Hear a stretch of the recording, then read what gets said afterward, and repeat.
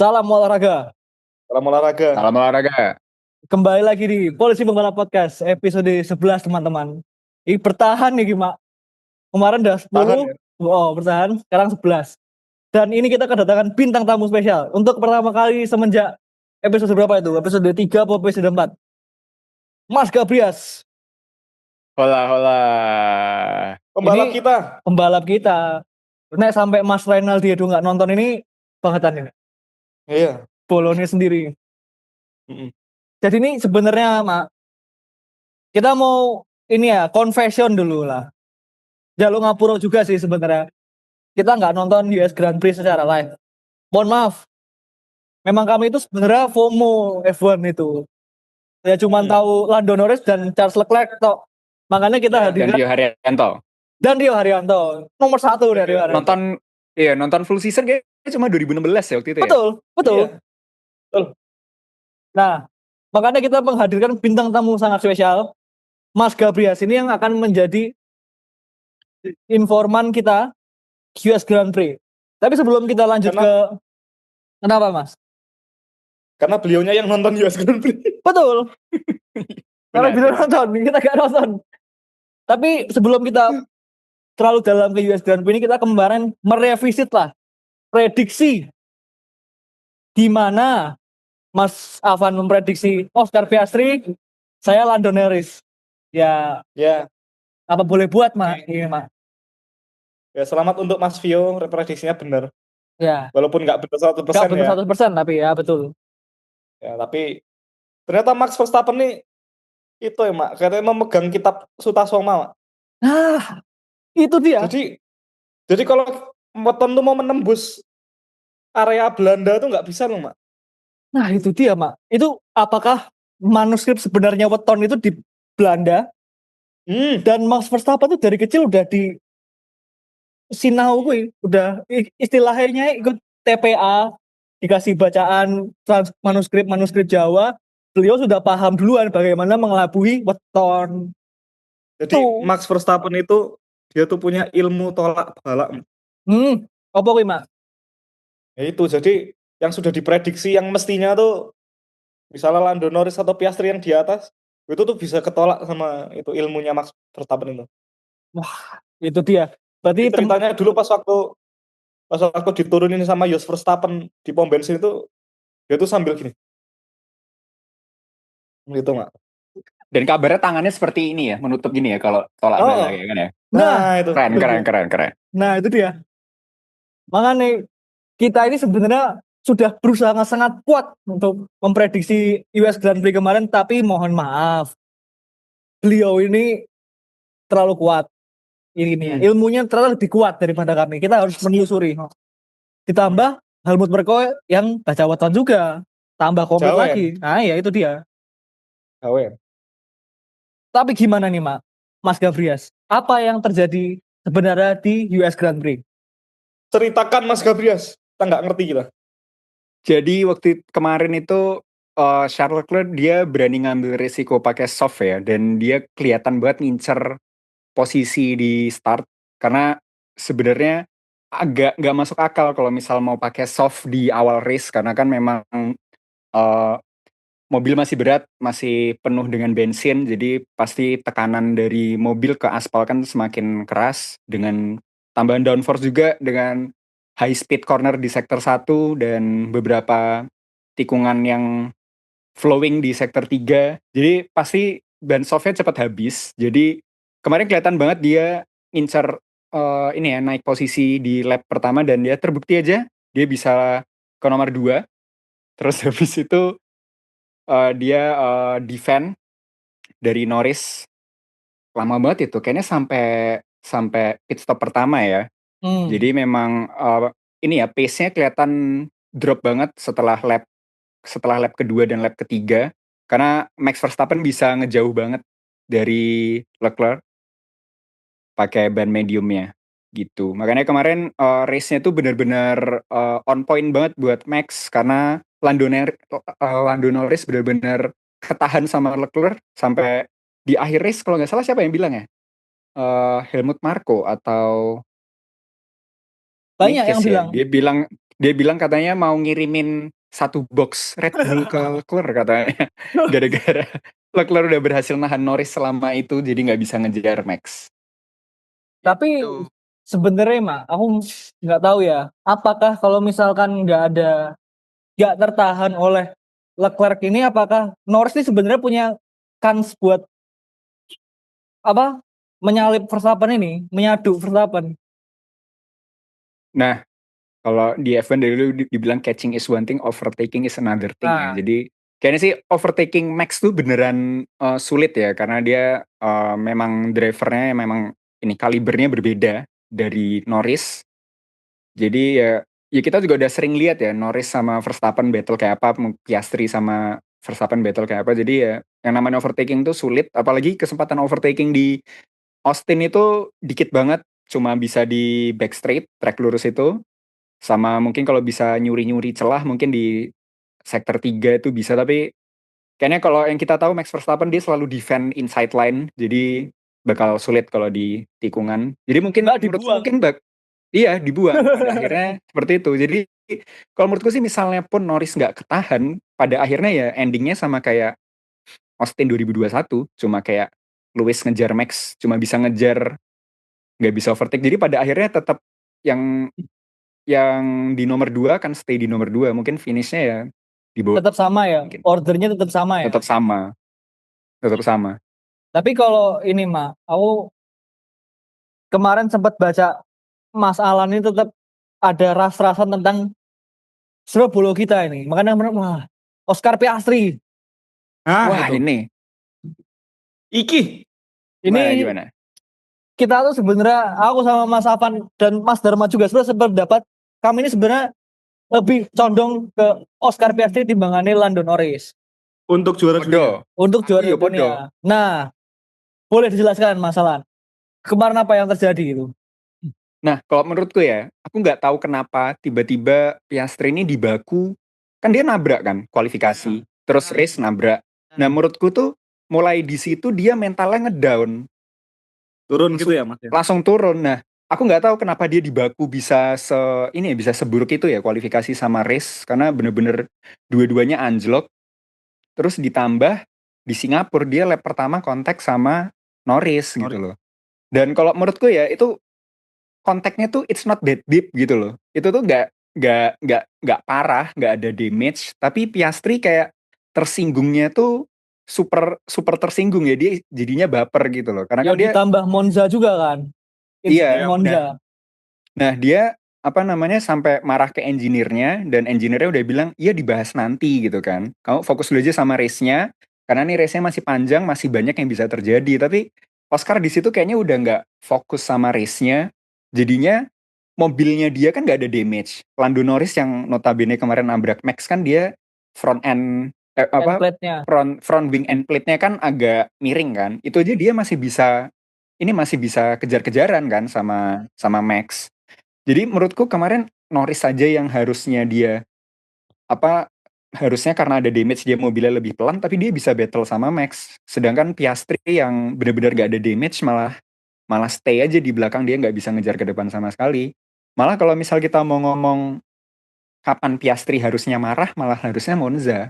Karena kan janjinya McLaren kan apa namanya nggak bakal ada switch position kan. Tapi tiba-tiba si Norris pit stopnya kacau, Piastri di depan malah disuruh switch position. Harusnya kayak gitu nggak ditukar ya, karena kan kayak kayak kejadian kayak gitu tuh sama kayak kalau nggak salah ya Monaco 2015 kan juga gitu kan. Lewis Hamilton kan leading, nomor 2 Rosberg, nomor 3 Vettel, terus kan di akhir safety car. Nah, Mercedes Oh, bilang, ingat. terus iya Kualifikasi ya? terus Nggak, race balapan. Race. terus iya akhir safety car, terus Lewis kan leading agak jauh tuh, terus safety car. Terus Mercedes bilang, "Lewis pit biar biar pakai ban fresh, jadi nanti waktu pas restart nggak terancam sama mobil belakang." Tuh si Lewis juga udah ragu. Ini kalau aku pit bakal ke overtake nggak sama belakang. Nah, Mercedes bilang aman. Ternyata pas Lewis keluar dari pit, Rosberg sama Vettel overtake Lewis. Jadi Lewis nomor 3 sampai finish. Nah, kalau menurutku sih harusnya Piastri marahnya Monza, bukan pas kemarin itu. Tapi pas Singapura itu, Mas, pas Singapura itu kan udah makanya aku juga ngerti si Piastri mungkin ya. Dia udah disenggol sama si Norris, plus dia kan dapat slow stop. Iya. Ya, betul. Kan jadi kan double-double kan dia kan. Dan mungkin kebawanya juga sampai kemarin ini gitu kan kalau aku lihat. Nah, tapi Apakah ini mentalitas mentalitas Mark Webber turun nomor 2? bisa jadi itulah makanya Waduh. aku tuh berekspektasi si Piastri yang dari awal musim itu dia tuh kalem gitu kan. Bahkan di Australia aja dia drop aja dia masih bisa keep up. Tapi kayak ini nih karena championship ya, jadi emang bener-bener kerasa sih pressure-nya mungkin. Iya. Dan kalau kita fair-fairan ya, di Singapura emang salahnya Norris. Tapi Iya. harusnya Piastri nggak sebaper itu gitu loh, karena nggak ada damage. Jadi harusnya Iya. dia ya fokus aja sama race-nya. Buktinya kan McLaren juga ngasih konsekuensi ke Norris kan yang nggak dibuka ke publik.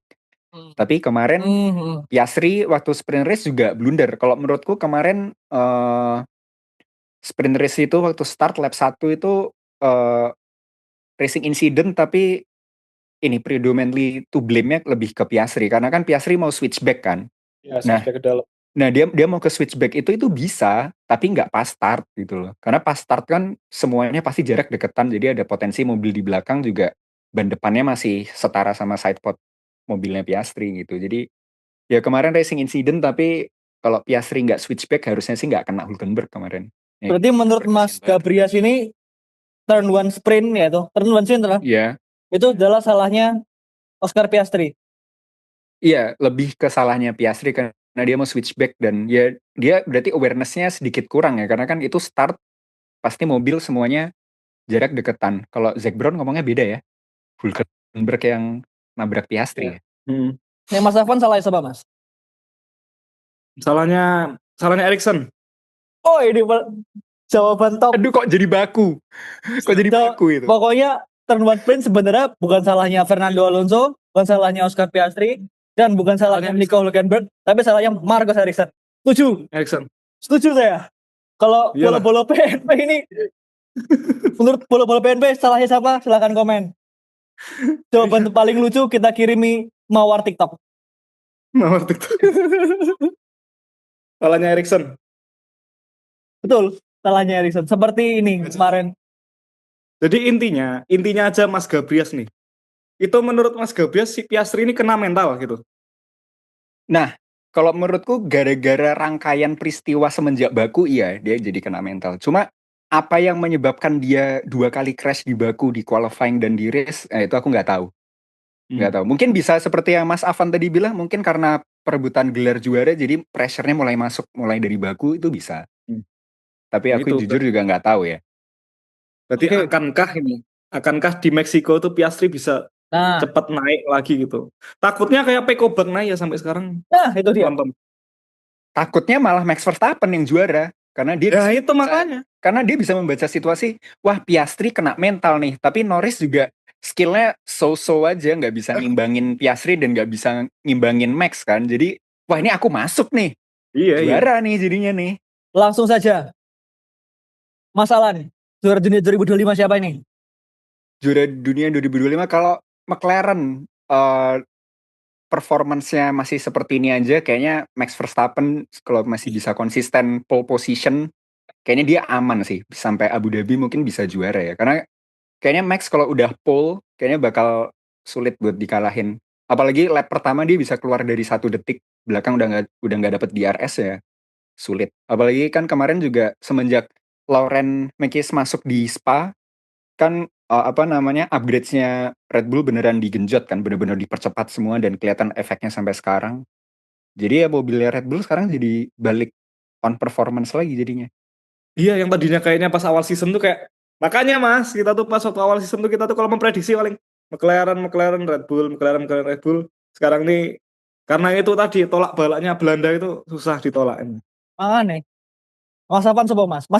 Kita ini masih berteguh dengan prinsip Piastri ini. Aku masih Piastri. Walaupun saya jujur agak goyah dikit.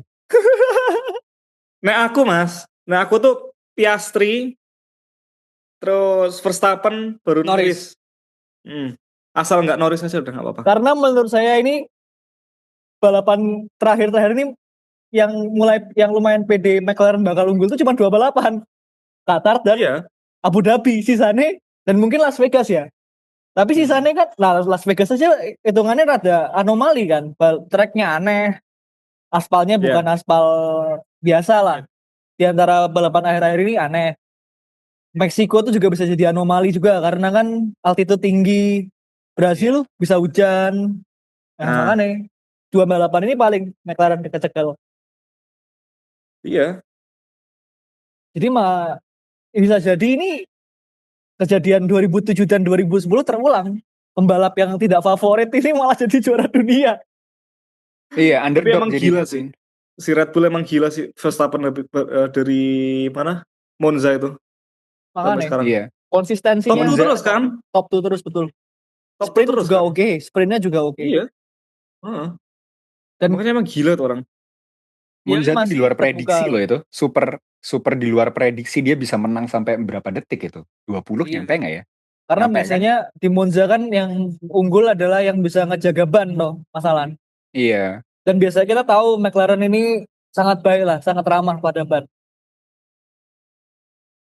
Ngeri. Oke, Alright guys, welcome back di PNP Podcast. Jadi minggu ini kita bakal balapan di Meksiko dan sekarang kita sudah di Meksiko. Aku pakai Kick Sauber, nanti Flying Lap, Hot Lap bakal pakai Nico Hülkenberg karena mau recall, menghargai Nico Hülkenberg kemarin di Austin waktu pas sprint qualifying dia bagus, tapi sayangnya dia nggak punya kesempatan buat sprint race karena ya ada crash dari Oscar Piastri dan Lando Norris dan jadinya dia juga kena.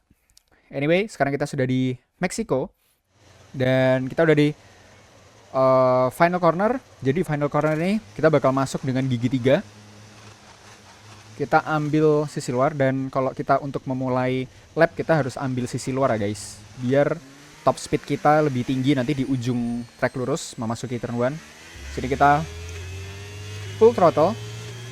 Di sini DRS-nya on, jangan lupa. Sampai ke gigi 8. Di sini benar-benar full, kita pepet sebelah kiri biar nanti haluannya masuk turn 1 bisa lebih lebar. Dan di sini kita bakal braking dari gigi 8 ke gigi 3. Kita braking sebelum 50 meter. Jadi mungkin ini bakal di sekitar 60 meter. Kita braking dari gigi 8 ke gigi 3, kita bawa masuk. Kita akan curve-nya, tapi kita jangan terlalu lebar biar kita bisa buka haluan untuk belok ke tikungan ke kiri. Jadi kita harus bawa mobilnya ke sebelah kanan.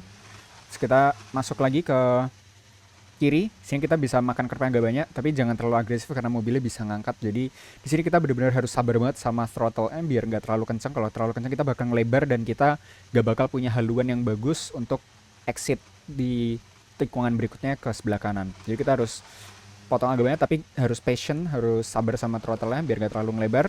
Kita ambil sisi tengah dan di sini idealnya adalah kita bisa full throttle dan kita bisa naikin ke gigi 4. Dan kita makan banyak di sini. Mungkin gigi 4-nya sekitar di sini terus kita full throttle, tapi hal itu sangat sulit dicapai ya guys karena ya sangat tricky traction-nya. Dan kita di sini full throttle naik sampai gigi 7. Kita bakal braking di 100, tapi di sini kita hold gigi 7 aja, nggak perlu sampai naik ke gigi 8.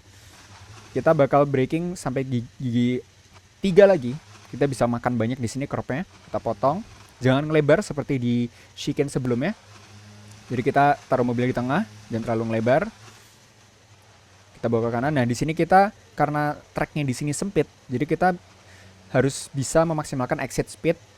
Jadi exit speed dimaksimalkan itu dengan cara kita memanfaatkan seluruh lebar track di sisi luar, tapi hati-hati jangan sampai kita kena track limits. Tetap harus ada 2 ban di dalam track. Sini kita hold di gigi 3. Ini kita belok ke kanan. Di sini ada ada tikungan double ya. Gigi 3 di sini juga sama, kita manfaatkan seluruh lebar track. Kita full throttle di sini. Di sini kita sampai gigi 6 ya nanti. Terus di sini kita braking di sebelum Qatar Airways.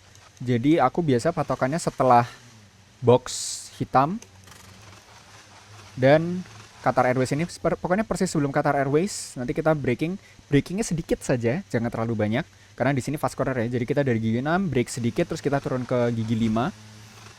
Di sini kita bisa makan banyak juga, tapi dengan konsekuensi nanti ban sebelah kiri akan sedikit kotor ya guys. Dan kita bakal kehilangan sedikit grip Tapi itu nggak apa-apa, kita bisa latihan untuk manage grip loss-nya. Yang penting kita bisa nge-cut banyak dan gain time. Di sini kita dari gigi 5 gaspol, terus kita naik di sini flat out guys. Gigi 6 kita bisa makan banyak juga di sini. Pokoknya di sini fast cornernya sangat flowing, kita bawa ke sebelah kiri. Kita bawa lagi sebelah kanan, kita bisa potong banyak di sini. Hati-hati track limits. Di sini juga bisa potong banyak. Kita bawa ke sisi luar. DRS on. Gigi 7. Nah, kita di sini bakal braking sebelum 50, jadi mungkin sekitar 60 meter. Di sini ya guys. Kita bakal braking. Mungkin dari gigi aku sedikit lupa ya. Bisa mungkin kalau dengan DRS mungkin bisa gigi 8. Kalau tanpa DRS mungkin bisa gigi 7. Kita sini braking ke gigi 4. Terus kita bakal belok di sini. Kita kenakan ban sebelah kanan ke curb. Kita manfaatkan seluruh lebar track yang tersedia di sisi luar. Dan ini kita full throttle lagi di sini. Kita bakal braking saat curbnya di sini mulai. Kita drop ke gigi 3. Tapi di sini tikungannya sangat ini ya guys. Sangat ini technical. Jadi kita nggak bisa langsung belok seperti tikungan pada umumnya. Kita harus sedikit hold dulu. Kita harus sedikit lebar. Jadi kita turn in-nya sedikit late. Karena apex-nya dia ada di tengah-tengah sini guys. Nah dia apex-nya ada di tengah-tengah tikungan. Maksudnya tengah-tengah tikungannya agak masuk ya guys. Kalau misal kita nggak sabar, misal kita terlalu early beloknya, yang terjadi adalah, misal kita terlalu early beloknya di gigi 3, yang terjadi adalah seperti ini guys. Kita mungkin bakal dapat tikungannya lebih cepat, tapi kita akan understeer dan kita akan terbawa ke sisi luar. Jadi kita nggak bisa belok di tikungan berikutnya, kita malah ngelebar sampai ke sini dan malah bisa jadi memotong tikungannya. Nah jadi saranku adalah racing line yang tepat adalah kita di sini waktu pas braking dari gigi 4 kita braking di sini, kita turun ke gigi 3 tapi kita masih hold dulu, jangan langsung belok. Jadi mungkin kita bakal belok di akhir curb saat ban depan menyentuh akhir curb. Kita bakal belok di sini. Kita jangan langsung nusuk ya beloknya, tapi agak ngelebar dulu baru kita kemudian menusuk ke apex-nya. Nah, di sini kita bakal dapat straight line. Di sini kita bisa langsung full throttle di gigi 3. Kita bisa full throttle di sini. Mungkin kadang kita perlu naik ke gigi 4, kadang juga bisa di hold. Tapi poinnya di sini gigi 3. Jadi kita braking sedikit di sini. Di gigi 3 kita bawa ke sisi dalam, manfaatkan exit speed dan seluruh lebar track yang tersedia. Tapi bedanya dengan awal lap, kalau kita di awal lap perlu stop speed di ujung track lurus dan memasuki turn 1. Tapi kalau di sini kita butuh jarak sirkuit yang lebih pendek. Jadi kita di sini bakal full throttle dan kita bawa ke sisi dalam supaya jarak tracknya lebih dekat ke garis finish. Dan itulah guide di sirkuit Meksiko. And I'll see you guys at the hot lap with Nico Hülkenberg.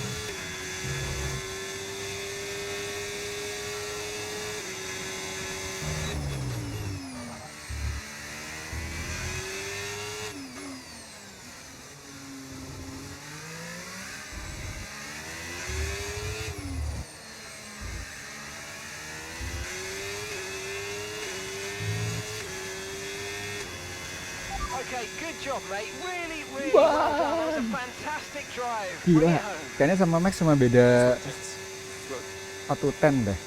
Gila, tipis banget guys. Gokil. With Aku nggak qualifying nyangka wrapped bisa up now, improve. we have our grid lineup for the big race tomorrow. Be sure to join us then for what will no doubt be a fantastic race.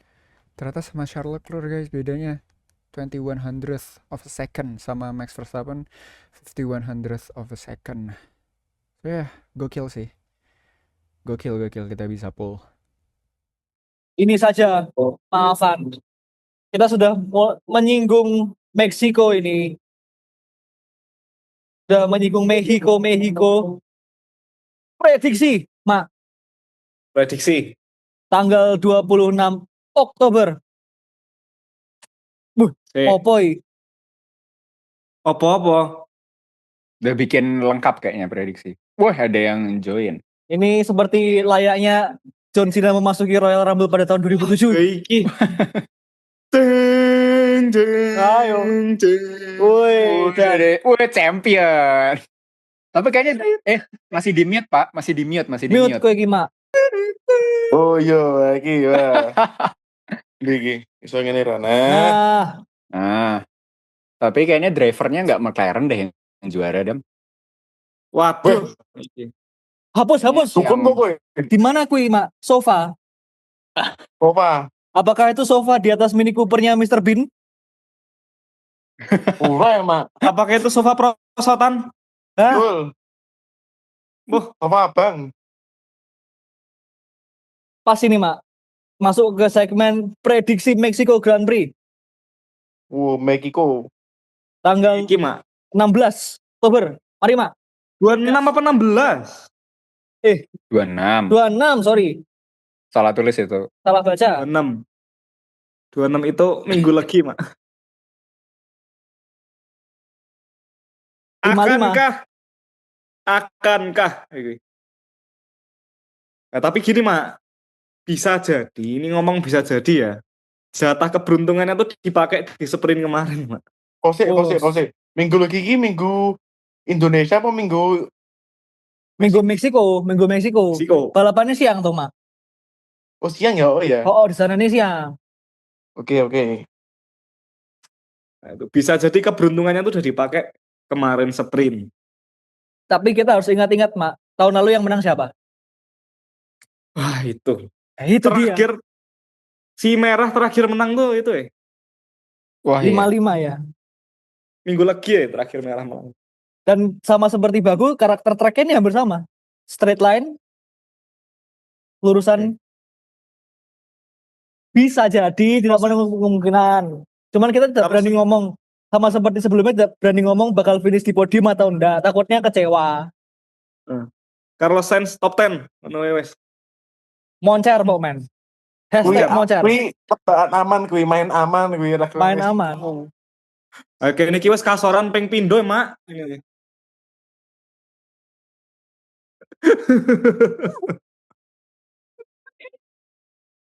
Loh,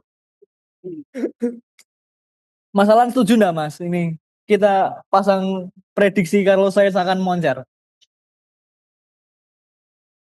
Boleh lah ya. Karena track lurusnya panjang, mesinnya Mercedes. Bisa lah. Bisa. Ane motor Ada- masih Mercedes, Aston Martin ki Mercedes, Mas.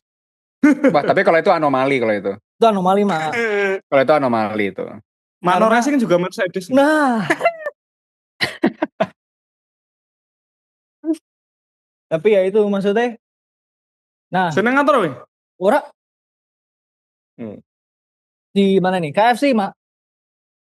Bu. Boleh. Hashtag support Orading Sports and Glail. Song Gelail. Song Glail. Gue kita kalau ketemu Song Gelail kita tanyain menu KFC favorit. Iya betul, jelas. Apakah super besar 1 atau super besar 2 atau super musik dengan kaset Wali? Flight. Nah, Nah, aku seneng coklat pudingnya lho. oh iya gue enak gue. Super Flight. Super Flight. Yang ono flane lho, enak banget. Apa mungkin cruiser juga bisa cruiser? Nah, itu saja. Lanjut. Untuk prediksi Meksiko, kalau Sainz kira-kira. Nah, serius sih, Mak. 1, 2, 3. Bung Dharma. 1. Wah, apa tiga Rio Haryanto katanya. Wah. Mas Roy Haryanto. Ora, guyon. Nomor 1 Oscar Piastri. Apa? Lanjut. Nomor 2 Max Verstappen. Oke, nomor 3. Charles Leclerc. Nah, Charles Leclerc. Oke, Mas Oke. Afan. Aku wis ping pindho masang Piastri luput, Mak. Aku isin. Max Verstappen. Nomor 2, Piastri. nomor 3, Norris. Mas Alan. 1 Max Verstappen, 2 Norris, 3 Piastri. Berarti ini menurut Mas Gabriel ini Oscar Piastri belum bisa rebound ini besok nih. Belum. Tapi udah mulai menuju ya. Jadi nomor 3 dia. Oke. Max masih ngebawa mentalnya dari kemarin menang. Jadi Momentum dia masih dia. bisa P1 ya. Iya, bawa momentum dia. Menurut Berarti saya dia yang nomor paling 1, berpengalaman di Meksiko. itu. Meksiko tuh tracknya mirip-mirip Miami gak sih? Baku. Bung Alan ini yang paham. Nah, Bedanya cuma nggak di high altitude aja, oh iya. ya kan? Tengah-tengahnya mirip lah. Middle Tapi kan straightnya kan kencang banget tuh Meksiko ya. Nah, Iya, kencang banget itu, panjang Oh banget. iya. Rekor top speed aja kan Valtteri ya? Meksiko kan. Iya, kalau nggak salah betul Valtteri. William. Lagi-lagi Williams. Oh. Williams Martini, Mak. Iya, Oh William. iya. Oh, Wih, yang nomor Om Agung brother-brother Doro itu. Jatun. Betul. Om, nek ada Anaknya Om. merchandise William Martini. Kami mau, maaf. Ini kami juga Luar mau, biasa Pak. itu. Saya sudah pernah kena tipu sekali di Carousel. Merchandise Williams Martini seharga 70.000. Langka ya. Nggak Ada kok dikirim. itu di Smoky. Wih, lebih 70.000 kok. Rewel. 70.000. 70.000. Biasanya kan poin, Mak. Dikira orang nggak tahu, jebul penipu. Nah, itu namanya. 70.000 Mental mending beli value, KW nggak sih? Pasti dapat. Yo nggak ada nek Martini. Nek Martini udah susah. Wes dang, ayo Bung Vio Raihon. Wes tinggal 7 menit nih. Ayo. Menurut saya, nomor 1 Charles Leclerc, nomor 2 Max Verstappen, nomor 3 Lando Norris. Charles Leclerc. Harus Wow. percaya telur ini, Mak. Nggak bisa. Nggak bisanya Charles Leclerc nomor 2. Nggak, nomor 1 Charles Leclerc. 1. Nomor 1 Gokil. Berani kamu, Mas. Leclerc, Verstappen, Norris. Itu dengan catatan yang DNF siapa aja itu, Mak? Yang DNF adalah Fernando Alonso. Waduh. Wes apes sih Ronnie gue. Hulkenberg. Nah, itu dia. 2 pembalap paling apes ke sejarah F1. Nah, ini sebagai penutup aja ya, Mas. Sebelum kita selesaikan episode ini, kita mau cerita-cerita nih, Mak. Gimana kemarin, Mas Evan? Akhirnya kita pecah telur bertemu dengan idola seluruh bangsa Indonesia, nomor 1, Ya. Roy Jadi Haryanto. kemarin itu Pemilik toko buku Kiki. Nah, Jadi kemarin itu ceritanya saya sama Mas Vio tuh lagi renang di GBK. renang indah. Lagi renang. Nah, habis mandi kan, habis ganti. Terus jalan mau ke mobil, tiba-tiba kok lihat sesosok orang yang familiar, Mak. Mukanya itu. Sangat bening ya gue Familiar, mukanya. tapi kita tuh bingung. Kita tuh bingung itu tuh siapa gitu kan. Terus kita tanyain aja, Mas, nonton F1 apa enggak? Nah, Katanya, ya kadang-kadang nonton gitu. Nah, kebetulan Mas Vio tuh lagi pakai baju Manor Racing abu-abu. Akhirnya ditanyain lah, Mas kok kayaknya itu ya Mas, apa namanya, sering Mas lihat pakai baju kayak gini. ya, itu. Nah, akhirnya ditandatangani lah gitu, pusaka itu. Dilegalisir. Nah, ternyata nomornya 88. Oh, ternyata Rio Haryanto, Mbak. Baru pas setelah itu, pas beliau kita tanya pembalap Manor Racing, dia ngomong saya sendiri, wah iki. Ternyata Nah, pembalap iya, Mak. ini, ternyata masih ini. Nah, itu saya juga jujur nggak nyangka, Mak ya. Bisa salaman sama Rio Haryanto tuh. Yang mana artinya Rio Haryanto pasti pernah salaman sama Max Verstappen. Max Verstappen pernah salaman sama Charles Leclerc. Charles Leclerc pernah salaman sama John Elkann. John Elkann pernah salaman sama Paus. Paus naik sampai Yesus, Mak. Sampai Yesus, sampai Nabi Adam, Sampai Nabi Adam. wah Gulti, Tuhan, Mak. Sampai surga, Mak. Sampai surga. Izin tanya. Oke. Itu tangannya nggak dicuci berapa lama itu? Nah, aku tak sarung tangani terus, Mak, itu, Mak. Iki wes sebenarnya udah di coating ini, Mak. Tak Di coating showkan tangan. kemarin. Iya, Mak. Sangar. di PPF ini. Sampai merinding, Mak, soalnya, Mak. Kita tuh bertemu dengan idola. Yang mana itu god kita, kambing beneran kita, Mak.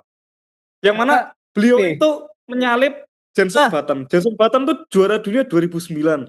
Mengalahkan Lewis Hamilton. Berarti menyalip Lewis Hamilton, menyalip Michael Schumacher, menyalip Ayrton Senna, menyalip Niki Lauda, menyalip Jackie Stewart. Wes godnya F1, Pak. Rio Haryanto itu. Berarti dapat disimpulkan Rio Haryanto sama dengan God F1. God F1. Karena menyalip Jenson Button. Cukup dengan satu event saja wes memutarbalikan ini ya, history itu nomor-nomor finish angka poin nggak ada Iya. Jadi, artinya lagi.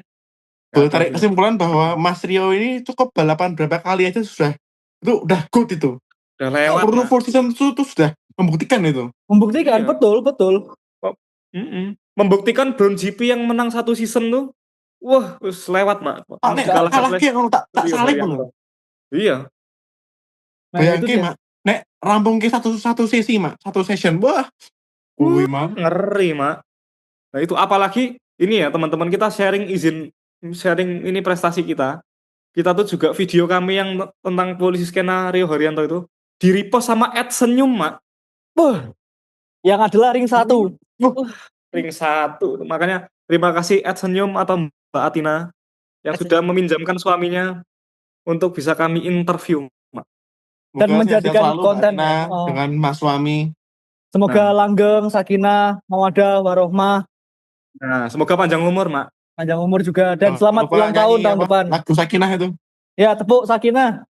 Nah, Terus juga nih, Mak, kemarin Mak Rio Haryanto tuh itu main apa namanya? Reflect test.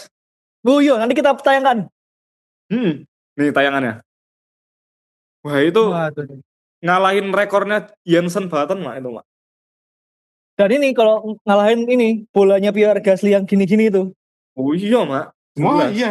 ada apa-apanya itu. Disadu anggap pensil Kiki kuwi. Nah, Iya. Betul.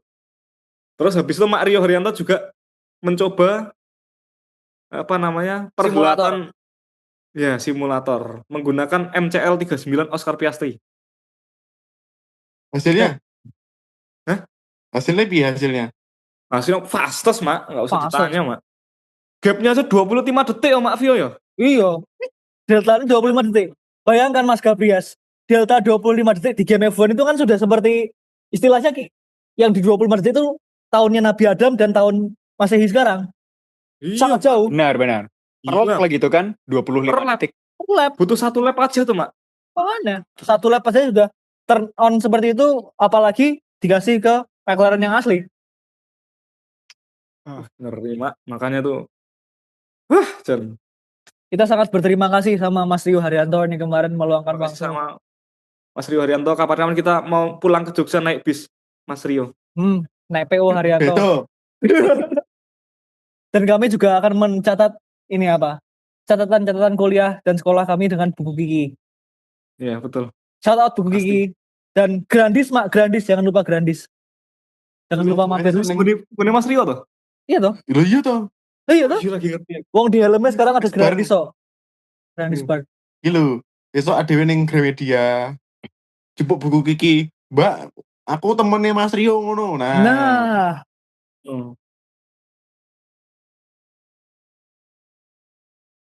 Ngombe sih, Mak. Nah, oke itu saja teman-teman. Ini apakah ada closing statement dari Mas Gabrias ini? Mas Gabrias ini bisa ditonton di mana, Mas? Gabrias dan perhelatan ISL.